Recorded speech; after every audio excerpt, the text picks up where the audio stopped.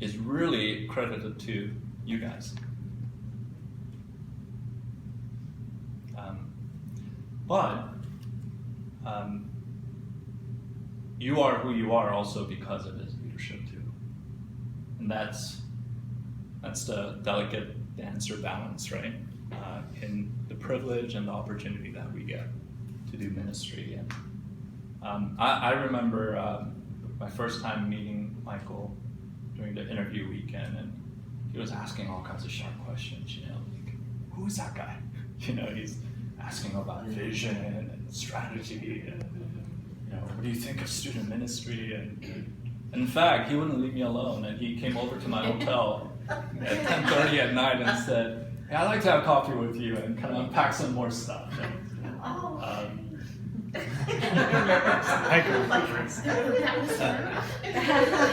And so at Red Rock Hotel, at TGIF, I think we were sitting there having Coke and French fries and talking about ministry and life, and I thought, man, this guy has a tremendous heart for people, for God, and so I was really looking forward to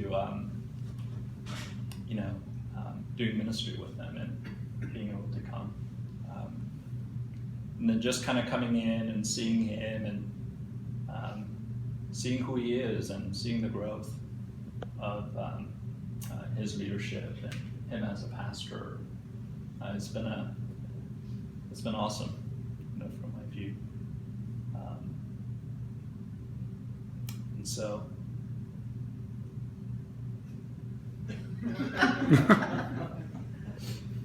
how do I transition?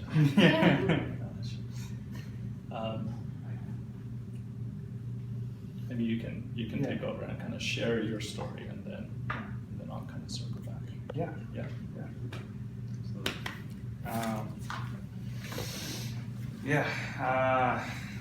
Ministry is humbling, and so I echo David's heart, and that kind of I just remember when I was, him saying that I had a guy named Stu and Chad, and some of you guys know that story, but just at these camps where it was a desire to be formed and to go into ministry. And so really from that sophomore year of high school and journeying on that, and Chad being like, hey, I think you're made for ministry. And then having opportunities to learn from great leaders in college. And so that was the next step. And everything's kind of a journey and a growth. And there is so much along the way that you learn and grow of each kind of opportunity and almost, not to use a military term, but almost assignment per se, of going in and saying, hey, this is what I have for maybe the time allotted, and we're going to make the most of it. And so learning a lot. And then so by the time I came to my senior year of college, it was time I got a call from a guy named Mark McKinney. And I was right out of Bible college, ready to go, ready to be gung-ho, and it flew me out halfway across the country to Las Vegas, and saw a lot in the middle school ministry that was already there, the love, and also there was this place where it says, hey, we need to make a spot for high school ministry. And so that was the job.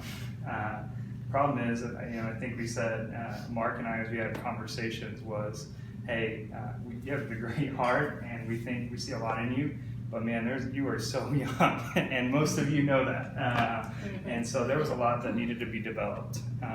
And so I think what was communicated within staff was I was hired on a one-year residency. And the initial thing was, let's see what God will do, not only for the life of CH, but with its students, and really pouring in and working towards starting something where middle school students and high school students will have community and be engaged and a part of overall in Northwest Las Vegas and Canyon Ridge. But even then furthermore, having someone to pour in and develop who I was and start to shape and form some of the things in me that God had placed in me, knowing that I still had a lot, that's the very beginning of the journey.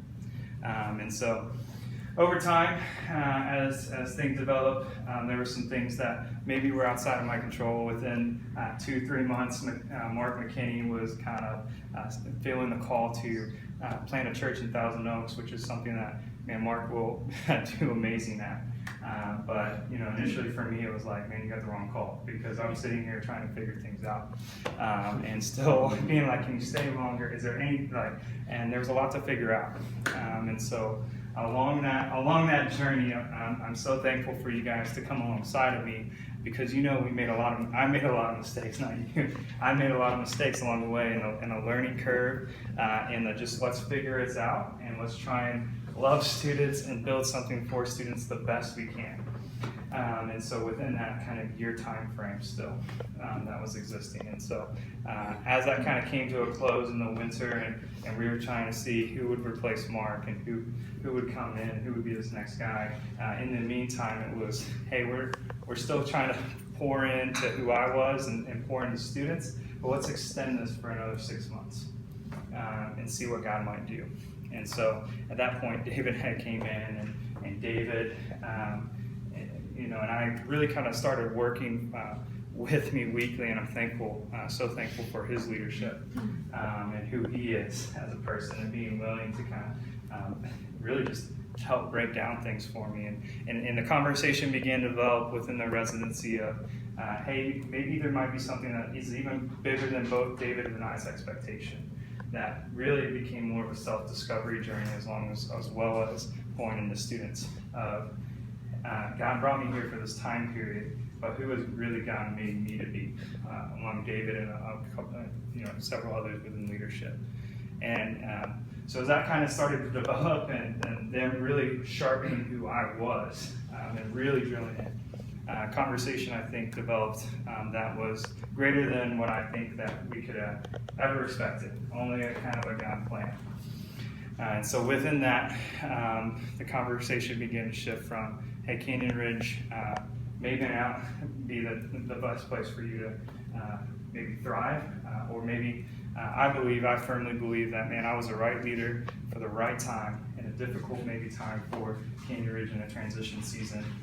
And it was the right time frame, the right season to get something launched and really provide stability. But within those conversations, as they continue to develop, a conversation began that I didn't even think of, because there's two things really in me that kept coming up. One was how much I love you guys and working with volunteers. And any personality test or what's the favorite part of the job is seeing you guys at your best, and is working alongside of a team, not only staff, but volunteer teams that are really, really phenomenal and doing amazing things at their best. That, man, my desire in me that was shaping more and more was to help people along and really help them into their sweet spot. And then there was this thing that I might have ignored all my life, that, hey, we knew student ministry, and that's kind of what I was used to. Had some experience with Chad, my youth minister, in that. But then there was this narrative that kept forming over time, and I finally began to listen to it and ask God if this was right. Was, hey, you're really good with kids. And not necessarily babies or anything, but elementary in particular. That, man, I remember David even kind of looking, and Michael coming out this weekend, or the weekend of their interview. And I remember also talking with David, but I remember having lunch with Michael, or dinner with Michael and the family, and really meeting Michael for the first time. And just other stories of David being like, man, Michael loves you for the weekend. How'd you do it? And I don't know, I'm just doing that. And over time, that it seemed that more and more people were saying that, how do you do this with kids? And I was just like, I don't know, you just play Fortnite and do a bunch of different stuff and whatever's cool and different things like that.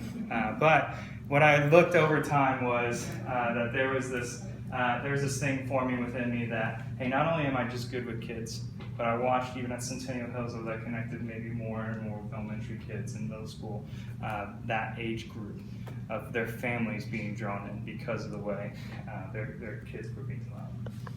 And so in the midst of this residency, as the conversation was developed and shifted towards, hey, let's end this strong and maybe put you in a place where you can really thrive, a conversation began to develop with a church called The Crossing. Some of you guys might be familiar with the church here in Las Vegas, and it seemed like it might have been a perfect role, and so it was just like, hey, let's take a step, and let's take another step, and all these conversations began to seem to line up, both church-wise, where I was at, and where just kind of the next step would be that it was this role of an elementary coordinator position that I would get to work really closely with volunteers, and also use this really connectability piece with kids, elementary kids in particular, and kind of having some responsibility in that. And so all kind of on this whole journey as Broad, we came to this place where I officially accepted a position at the crossing here in Las Vegas as an elementary coordinator. And we'll be starting in mid-August. And so. Can I get the first punch? Yes. I'm just saying. And so, yes, I'm thankful for each and every one of you guys have poured in, and kind of in this journey, it's been a, it's when you work with people like you guys so closely and on the front lines together for so long, it's like, man, it's hard, but really as God has shaped my heart, even throughout this whole residency, and throughout this whole kind of self-discovery process. Many of you have stuck with me through many and plenty of mistakes. And so, but that was kind of a piece in knowing that, man, God will bring not only the right next leader, but man, these volunteers right here and right now are fully equipped to do awesome and incredible things for the kingdom, as we just shared earlier. And it's really cool to kind of be able to be a part of that and see what you guys have done, and that will continue. And I have full faith that you guys will do and continue to do incredible things, and I know that. And so, I'm just thankful for this time. And so, kind of in these seasons, the hard thing sometimes that I'm learning about ministry is really in those assignments type of things that you don't really know how long you might get, but you just have to maximize your time. And so I feel like each and every one of you guys has poured in so much, and so we're so thankful.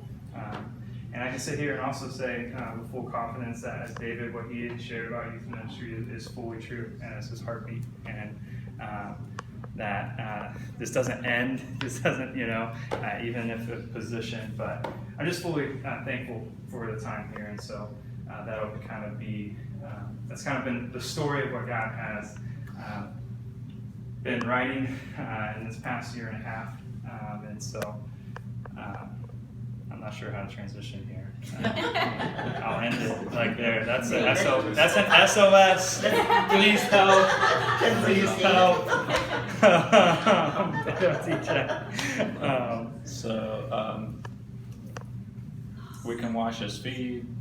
We could put him in a headlock.